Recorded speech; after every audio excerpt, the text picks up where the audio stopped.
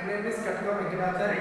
Today discuss to the ఈరోజు తెలుసుకోబోయే దాని గురించి in biochemistry MLT second year biochemistry today discuss to the MLT second year biochemistry లో serum creatinine test గా RFT లోని మనం ప్రధానంగా RFT లోని టెస్టులను RFT లోని blood urea, serum creatinine, uric acid, CCR, UCR ఉన్నవని మనం గత క్లాస్లోని డిస్కస్ చేసుకోవడం జరిగింది. గత క్లాస్లో మనం ఏం చేసినాము, RFT లోని రీనల్ ఫంక్షన్ టెస్ట్లోని లేదా కిడ్నీ ఫంక్షన్ టెస్ట్లోని blood urea, serum creatinine, uric acid, next CCR, UCR ఉన్నవని తెలుసుకున్నాము. ఆల్రెడీ మనము బ్లడ్ యూరియా గురించి తెలుసుకోవడం జరిగింది. Today class discuss to the serum creatinine test.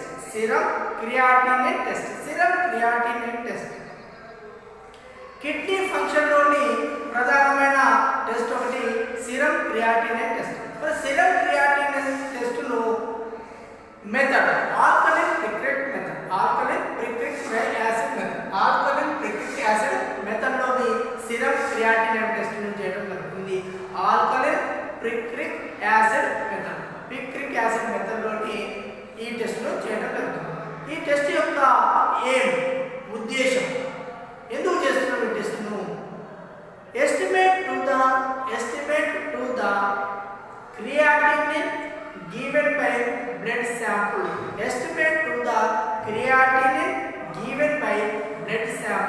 తీసుకున్న రక్తంలోని యూరియాను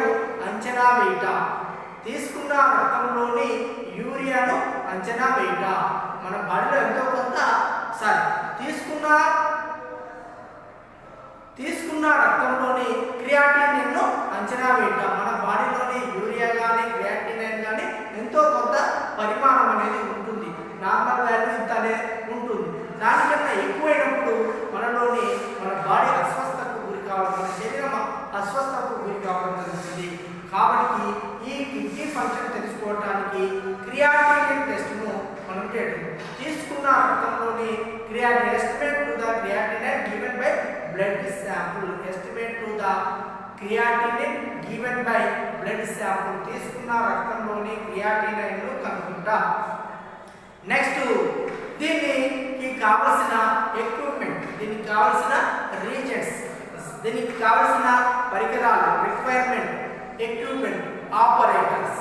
మరి ఏం ఆపరేటర్స్ కావాలి, ఏమి పరికరాలు కావాలి? Number 1 colorimeter, number 2 centrifuge, number 3 pipettes, number 4 test tube, number 5 syringe with needle, swab, spirit swab, cotton etcetera. ఇంకేమైనా మొదలైనవి ఉన్నాయి. 1 colorimeter, 2 centrifuge, 3 test tube, 4 pipettes, 5 syringe with needle, 6 spirit swab. ఇవి మనకు ప్రధానంగా దీనికి ఉపయోగపడే ఆపరేటర్స్. దీనికి సీరం క్రియాటినిన్ టెస్ట్ కు ప్రధానంగా బయోకెమిస్ట్రీలోని ప్రధానంగా ఉపయోగించే పరికరమే కొలోరిమీటర్. బయోకెమిస్ట్రీలో మనకు యూజ్ అయ్యే బయోకెమిస్ట్రీ ల్యాబ్లో ఉండే ప్రధానమైన పరికరము కొలోరిమీటర్ ద్వారానే అన్ని పరీక్షలు చేయడం జరుగుతుంది. కొలోరిమీటర్ ద్వారానే బయోకెమిస్ట్రీ ల్యాబ్లోని ప్రధానంగా ఉండే ఇది ఏంటిదంటే కొలోరిమీటర్. మైక్రోస్కోప్ కాదు, ఓన్లీ కొలోరిమీటర్ తోనే మనం బయోకెమిస్ట్రీ టెస్ట్లనే చేయడం జరుగుతుంది. మైక్రోస్కోప్ తోని ఓన్లీ మనం పాథాలజీ, మైక్రోబయాలజీలో మాత్రమే ఎక్కువగా ఉపయోగించడం జరుగుతుంది. బయోకెమిస్ట్రీతోని మైక్రోస్కోప్తో పెద్దగా పని ఉండదు. అన్ని టెస్టుల్లో మనము కొలోరిమీటర్ లేదా దానికన్నా ఇంకా ఇప్పుడు కొత్త అధునాతనమైన పరికరము సెమీ ఎనలైజర్, దానికైనా ఇంకా అధునాతనమైన ఫుల్ ఆటోమేట్ ఎనలైజర్ పరికరాలను ఉపయోగిస్తాము. బయోకెమిస్ట్రీకి ఓన్లీ ఉపయోగించే మెయిన్ ఎక్విప్మెంట్ కొలోరిమీటర్ మాత్రమే. నెక్స్ట్ దీనికి ఇంకా సెంట్రిఫ్యూజ్, బయోకెమిస్ట్రీ ల్యాబ్లో సెంట్రిఫ్యూజ్ అవసరం. మిగతా ల్యాబ్లో కూడా and syringe with needle, spirit swab. ఇవి మనకు ప్రధానంగా కావాల్సిన పరికరాలు. దీనికి ఉపయోగించే రీజెంట్స్, రసాయనాలు, chemicals, alkaline picric acid, alkaline picric acid, alkaline picric acid, తర్వాత sodium hydroxide, sodium hydroxide, next standard. దీనికి కావాల్సిన alkaline picric acid, picric acid method కూడా ఆల్కలిన్ పిక్రిక్ యాసిడ్ మెథడ్. ఉపయోగించే కెమికల్ కూడా ఆల్కలిన్ పిక్రిక్ యాసిడ్. ఇది alkaline picric acid, sodium hydroxide, standard, sodium hydroxide standard. దీనికి కావాల్సిన ప్రధానమైన రీజెంట్స్. తర్వాత దీనికి కావాల్సిన శాంపుల్ సిరం, దీనికి కావాల్సిన sample serum or plasma. Heparin బ్లడ్తో ఉపయోగించిన ప్లాజ్మా కూడా తీసుకోవాలి. అంటే కొన్ని రకాల యాంటీకోయాగులెంట్ ఉపయోగించిన ప్లాజ్మాని తీసుకోవడం జరుగుతుంది. అన్ని రకాల యాంటీకోయాగులెంట్ ఉపయోగించిన ప్లాజ్మాని తీసుకోవడం జరగదు. కానీ ప్లాజ్మా కూడా వాళ్ళ హెపరిన్ తోని కలిసిన ప్లాజ్మాను తీసుకోవడం జరుగుతుంది. నెక్స్ట్ సిరం ఆర్ దీని principle creatinine react with alkaline picric, creatinine react with alkaline picric. Creatinine alkaline picric acid తోని రియాక్షన్ చెందుతుంది, చర్య జరుగుతుంది. To produce the orange yellow colour. అంటే క్రియాటినైన్ ఆల్కలైన్ పిక్రిక్ తోని చర్య నుండి ఆరెంజ్ ఎల్లో కలర్ లోకి మారుతుంది. ఇది మన యొక్క టెస్ట్ యొక్క ప్రిన్సిపల్. ఏంటి అన్న క్రియాటినైన్ అనేది ఆల్కలిన్ పిక్రిక్ యాసిడ్ తోని, ఆల్కలిన్ పిక్రిక్ యాసిడ్ తోని చర్య నుండి ఆరెంజ్ ఎల్లో కలర్ లోకి మారడం జరుగుతుంది. ఆరెంజ్ ఎల్లో కలర్ లోకి మారడం జరుగుతుంది. అంటే కలర్ ఫామ్ చేసుకోవడం జరుగుతుంది. Is directed to the creatinine concentration and is measured 520 to 540 green filter. అంటే ఈ క్రియాటినైన్ కాన్సంట్రేషన్ ను దేనితో మనం చేస్తామంటే కిలోమీటర్ లో ఉన్న గ్రీన్ ఫిల్టర్ 520 nm లోని దీని యొక్క మెజర్మెంట్ ను తెలుసుకోవడం జరుగుతుంది. దీని యొక్క ఎస్టిమేషన్, దీని యొక్క వాల్యూను ఎస్టిమేషన్ చేయడానికి వీలు ఉంటుంది. ఎంత 520 to 540 nm nano green filter nanometre లోని దీన్ని తీసుకోవడం జరుగుతుంది. ఇది మనకు ప్రధానంగా ఉన్న principle creatinine. Next is the creatinine procedure test. Procedure test చేయు విధానము, పరీక్ష చేయు విధానము. మరి క్రియాటినైన్ పరీక్షను ఎలా చేస్తాము? క్రియాటినైన్ పరీక్షను చేయడానికి ప్రధానంగా ఏంది? క్రియాటినైన్ పరీక్షను శుభ్రమైన take a clean and dry test, take a clean and dry test, శుభ్రమైన పరీక్ష నాళికలను తీసుకోండి. Take a clean and dry test, శుభ్రమైన పరీక్ష నాళికలను తీసుకోవాలి. ఈ పరీక్ష నాళికలోని ఇందులో క్రియాటినైన్ లోని స్టెప్ 1, స్టెప్ 2 అనే రెండు పద్ధతులు. అంటే స్టెప్ 1 ఒక పద్ధతి చేస్తున్నాం, స్టెప్ 2 లో ఒక పద్ధతి. స్టెప్ 1 లో మనం ఏం చేస్తున్నాము? సిరము మరియు కెమికల్ను ఫస్ట్ ప్రిపరేషన్ చేసుకోవడం జరుగుతుంది. మరి అది ఎలా? స్టెప్ 1 మనకున్న chemical picric acid, alkaline picric acid, picric acid ను తీసుకోవడం జరుగుతుంది. పిక్రిక్ యాసిడ్ ను 6 ml తీసుకోవాలి. పిక్రిక్ యాసిడ్ కెమికల్ ను 6 ml తీసుకోవాలి. దానికి 1 ml ఒక టెస్ట్ ట్యూబ్ తీసుకొని take a clean and dry 1 test, ఒక టెస్ట్ పరీక్ష నాళికను లేదా టెస్ట్ ట్యూబ్ ను తీసుకొని add 6 ml of picric acid, add 6 ml of picric acid. Picric acid ను 6 ml వేయాలి. తర్వాత దానికి 1 ml of serum, 1 ml of serum వేయాలి. 1 ml సిరమును కలపాలి. ఈ రెండింటిని బాగా మిక్స్ చేసి మిక్స్ వెల్ ఆఫ్టర్ సెంట్రిఫ్యూజ్, ఈ రెండింటిని బాగా మిక్స్ చేసి సెంట్రిఫ్యూజ్ చేయాలి. సెంట్రిఫ్యూజ్ చేసినప్పుడు మనకి ఏమవుతుంది? కింద సెడిమెంటేషన్ ఏర్పడుతుంది, పైన సూపర్నెట్ ఏర్పడుతుంది. కింద సెడిమెంటేషన్ ఏర్పడుతుంది, పైన సూపర్నెట్. అసలు సెంట్రిఫ్యూజ్ ఎందుకు ఉపయోగిస్తాము మనం ఫస్ట్ ఇయర్ బయోకెమిస్ట్రీలోని తెలుసుకోవడం జరుగుతుంది. సెంట్రిఫ్యూజ్లోని లిక్విడ్లో ఉన్న సాలిడ్ను సపరేషన్ చేయడానికి సెంట్రిఫ్యూజ్ అనే పరికరాన్ని ఉపయోగించుకోవడం జరుగుతుంది. లిక్విడ్లో ఉన్న సాలిడ్స్ అంటే ద్రవ పదార్థంలోని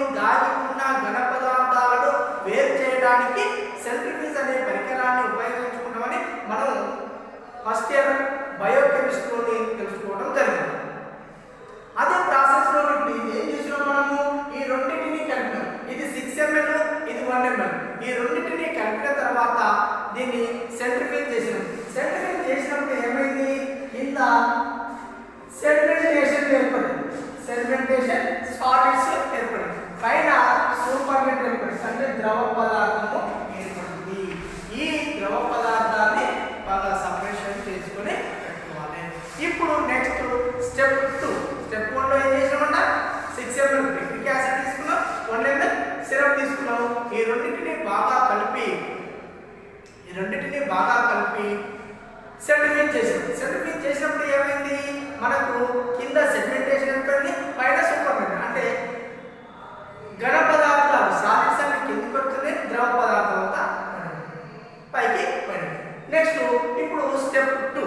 స్టెప్ 2 లోకి ఎలా చేయాలి, శుభ్రమైన 3 పరీక్షలు take a clean and dry test. శుభ్రమైన 3 పరీక్ష నాళికలను తీసుకుని BST అని లేబుల్ చేయాలి. B means blank, S means standard, T means test. B means blank, S means standard, T means standard.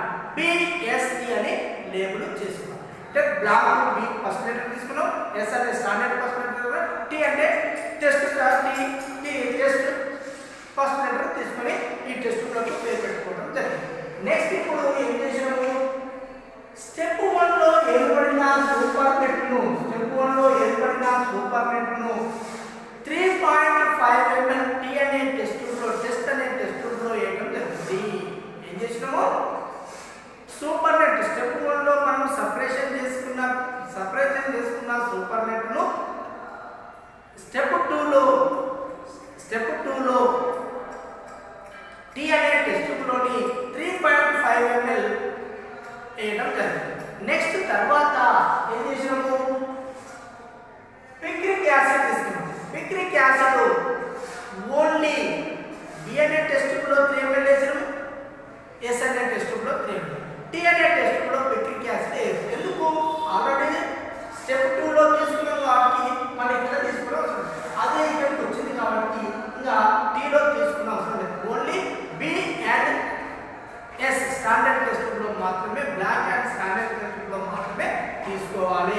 తీసుకున్న తర్వాత ఇప్పుడు ఏం చేస్తున్నాము, ఇంకొక ఉన్న chemical sodium hydroxide. Sodium hydroxide అనే కెమికల్ ని 2 ml B లోను, 2 ml S లోను, 2 ml T లోను 3 both test sodium hydroxide chemical both test అంటే 3 టెస్టుల్లోని 2 ml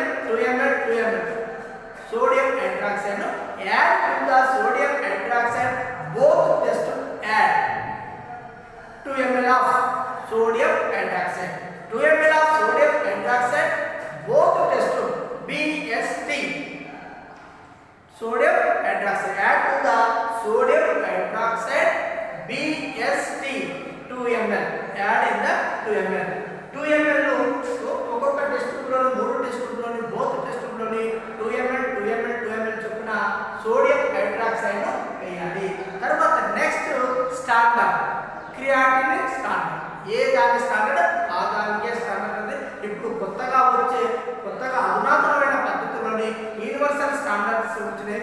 అవి ఓన్లీ మనం ఎనలైజర్స్ కు, తర్వాత ఆటో ఎనలైజర్స్ కు, ఫుల్ ఆటోమేటిక్ ఎనలైజర్ కు వాడుతున్నాం. కిలోమీటర్ మెథడ్ వరకు మాత్రం ఏ దానికి అదే స్టాండర్డ్ రావడం జరిగింది. స్టాండర్డ్ ఎస్ అనే టెస్ట్ లో మాత్రమే వేసుకోవాలి. స్టాండర్డ్ ఏ టెస్ట్ ఎస్ కాబట్టి ఎస్ అనే టెస్ట్ లో మాత్రమే 0.5 ml ఎస్ అనే టెస్ట్ లో మాత్రమే 0.5 ml వేయాలి. మిగతా 2 టెస్టుల్లో T లో కానీ B లో కానీ వేయండి. Do not add T and B, only add standard 0.5 ml S test tube. After distilled water 0.5 ml blanc, distilled water 0.5 ml blanc లో వేయాలి. నెక్స్ట్ వేసిన తర్వాత ఈ టెస్ట్ ట్యూబ్లను both test tube mix well after 5 minutes room temperature. After reading the colorimeter green filter 520 nm, colorimeter green filter 520 nm వద్ద reading తీసుకో. Already మనం first year లోని కిలోమీటర్ ఎలా యూజ్ చేసుకుంటామో ఎలా యూజ్ చేయాలి. ఫస్ట్ కిలోమీటర్ రీడింగ్ చేసుకున్నప్పుడు 0 కి అడ్జస్ట్ చేసుకోవాలి.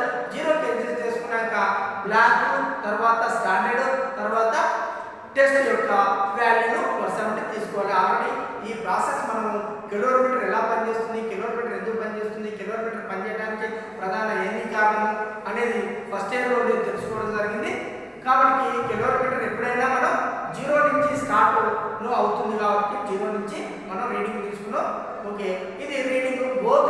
The reading in colorimeter green filter 520 nm వద్ద రీడింగ్ తీసుకొని వచ్చిన రీడింగ్ను OD of test minus OD of blank by OD of standard minus OD of blank అని క్యాలిక్యులేషన్లో వేసుకోవడం జరుగుతుంది.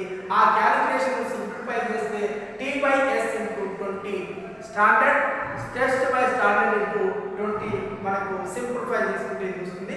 తర్వాత క్రియాటినైన్ యొక్క normal value 0.4 to 1.4 mg/dl 0.4 to 1.4 mg/dl ఇది సిరం క్రియాటినైన్ యొక్క ప్రధానమైన ఇది. సిరం క్రియాటినైన్ లెవెల్ పెరిగినట్లయితే కిడ్నీ డ్యామేజ్ అంటే ప్రధానంగా క్రియాటినైన్ అనేది మెత్తగా ఉండే ఒక పదార్థము. ఇది ఏమవుతుంది లోపల పట్టిపోతుంది అంటే కిడ్నీలోని తర్వాత మొత్తం ఎక్కడెక్కడ జిగురులాగా పట్టిపో దానివల్ల ఏమవుతుంది మన ఫిల్ట్రేషన్ అంటే మనం ఆల్రెడీ యూరిన్ ఫిల్ట్రేషన్ చెప్తున్నాం. బౌమన్స్ గుళికల నుంచి యూరిన్ ఫిల్టర్ అవుతుంది అని చెప్తున్నాం. అంటే ఈ ఫిల్టర్లోని అంటే మనం ఫిల్టర్ క్యాండిల్ ఫిల్టర్ వాడినప్పుడు ఇది ఇంతకుముందు మనం క్యాండిల్ ఫిల్టర్స్ వాటర్ ఫిల్టర్ ఆ క్యాండిల్కు గాలాగా పట్టింది. అలానే మన కిడ్నీలోని బౌమన్స్ గుళికల్లోని ఇది ఇలా పట్టిపోయి కరెక్ట్గా వాటర్ అండ్ బ్లడ్ ఫిల్ట్రేషన్ కాదు. ఈ ఫిల్ట్రేషన్ కాకపోవడం వల్ల ఏమవుతుంది ఈ చెడు వాటర్ మొత్తము బాడీలో ఉండి బాడీ మొత్తం ఇన్ఫెక్షన్ కిడ్నీ డ్యామేజ్ అయ్యే అవకాశం ఉంది. ఇలాంటి ఎక్కువ క్రియాటినైన్ పెరిగినప్పుడు డయాలసిస్ కానీ కిడ్నీ ట్రాన్స్ప్లాంటేషన్ కానీ అలాంటి అవకాశాలు ఎక్కువగా అయ్యే అవకాశం ఉంటుంది.